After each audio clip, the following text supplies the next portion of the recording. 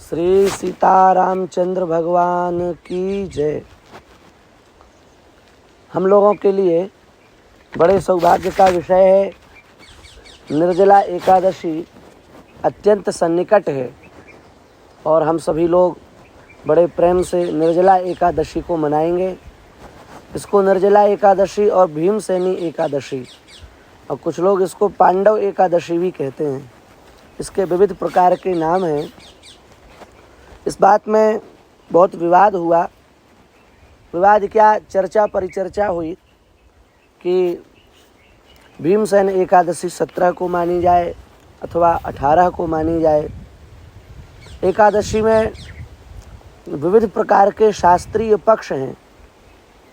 निर्णय सिंधु, धर्म सिंधु, वीर मित्रोदय, संस्कार प्रकाश, मुहूर्त मार्तंड आदि ग्रंथों का जब हम स्वाध्याय करेंगे तो पता चलेगा कि एकादशी को लेकर के कितने शास्त्रीय पक्ष हैं। बड़े विविध मत हैं, विचित्र विचित्र प्रकार के मत हैं।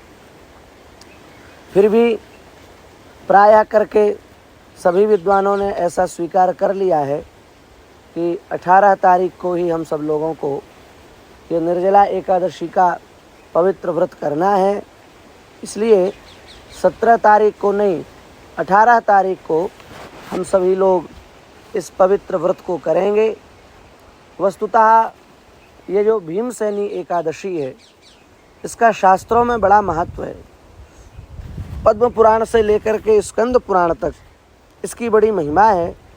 स्कंद पुराण में इस एकादशी के विषय में लिखा है, ज्येष्ठे मासी नृपश्रेष्ठ या शुक्लैकादशी भवेत् निर्जलाम तामुपोष्यात्र जलकुंभान सशर्करान प्रदाय विप्रमुख्येभ्यो मोदते विष्णु सन्निधौ।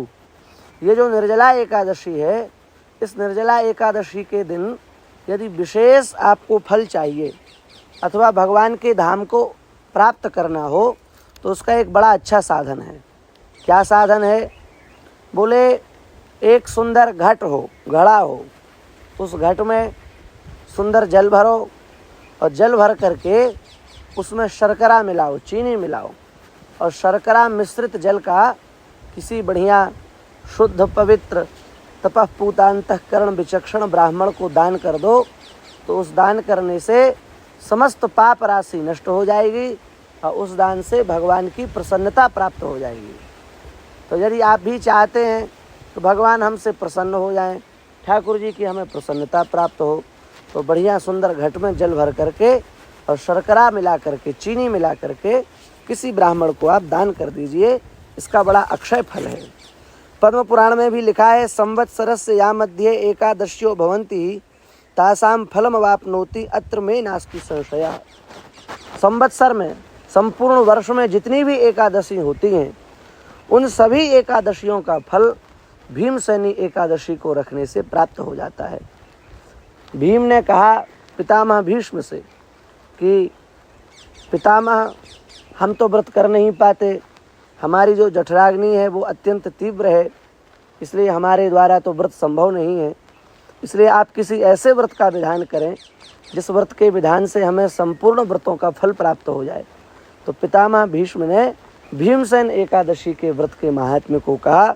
इसलिए समस्त एकादशियों का समावेश, और यदि बढ़ा करके कहें तो समस्त व्रतों का समावेश इस तिथि में है।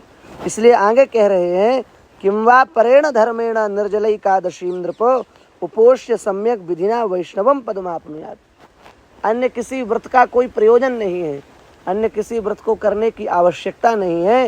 यदि हम लोग प्रेम पूर्वक निर्जला एकादशी का व्रत करते हैं तो इसी व्रत से हमको संपूर्ण व्रतों के फल की प्राप्ति हो जाती है। तो इसलिए हम लोग बड़े प्रेम से निर्जला एकादशी का व्रत करें। और बहुत ध्यान देने योग्य बात है कि यदि हम लोग रह सकें तो निर्जल ही रहें, क्योंकि वस्तुतः निर्जल का ही विशेष महत्व है। इसलिए हम लोग ऐसा प्रयास करें कि हम लोग निर्जल ही एकादशी का व्रत करें। निर्जल नहीं रह सकते हैं तो ज़्यादा से ज़्यादा जल पी करके एकादशी का व्रत करें, पर फलाहार यदि ना करें और इस प्रकार की किसी वस्तु का सेवन ना करें तो बहुत अच्छा है। जो रोगी हैं, जो अशक्त हैं, वृद्ध हैं अथवा बहुत छोटे बालक हैं, उन पर कोई नियम लागू नहीं होता है, किंतु यदि हम शक्त हैं, समर्थ हैं और हमारे शरीर में सामर्थ्य है तो हमको निर्जल ही इसका व्रत करना चाहिए, क्योंकि यह बड़ा विशेष व्रत है और इस व्रत से संपूर्ण एकादशियों के फल की प्राप्ति हो जाती है। बार बार जल पीना, बार बार भोजन फलाहार करना, ये सब व्रत में बाधक हैं, इसलिए इनका हमको त्याग करना चाहिए। तांबूल का भी भक्षण नहीं, पान को भी नहीं खाना चाहिए और दिन में भी नहीं सोना चाहिए। दिन में सोने से भी व्रत का नियम नष्ट होता है। और जहाँ तक बने रात्रि में जागरण करके ठाकुर जी के सामने संकीर्तन करना चाहिए। पूरी रात नहीं कर सकते तो 12 बजे तक, 12 बजे तक नहीं तो 11 बजे तक, 11 बजे तक भी नहीं तो कम से कम 10-20 मिनट, 1 घंटा, आधे घंटा, जितना समय हो उतना हम ठाकुर जी के सामने संकीर्तन करें। हमारे लिए संपूर्ण फलों की प्राप्ति होगी, संपूर्ण तीर्थों के सेवन की प्राप्ति होगी। ऐसी दिव्य महिमा भीमसेन एकादशी की है। इसलिए हमारी सभी वैष्णवों से, आस्तिक जनों से प्रार्थना है, हम सभी लोग बड़े प्रेम से इस एकादशी के व्रत को संपन्न करें और अपने मन को श्री ठाकुर जी के चरणों में लगावें। श्री वृंदावन बिहारी लाल की जय।